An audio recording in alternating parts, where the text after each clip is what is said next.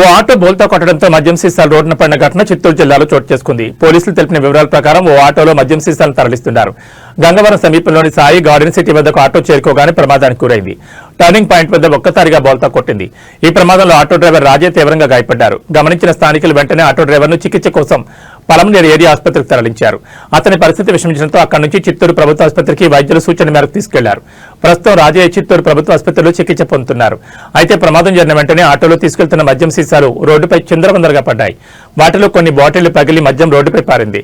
గమనించిన స్థానికులు బాటిళ్లను సేకరించి ఒక పక్కన పెట్టారు. విషయం తెలుసుకున్న పోలీసులు సంఘటనా స్థలాన్ని చేరుకుని విచారించారు. ప్యాసింజర్ ఆటోలో భారీ ఎత్తున మద్యం తరలించాలని గుర్తించారు. అయితే మద్యాన్ని కొత్తపల్లి గ్రామంలోని ఓ బెల్ట్ షాప్ కు తరలిస్తున్నట్లు పోలీసుల విచారణలో తెలిసింది. ఘటనపై పోలీసులు కేసు నమోదు చేసుకుని దర్యాప్తు చేస్తున్నారు.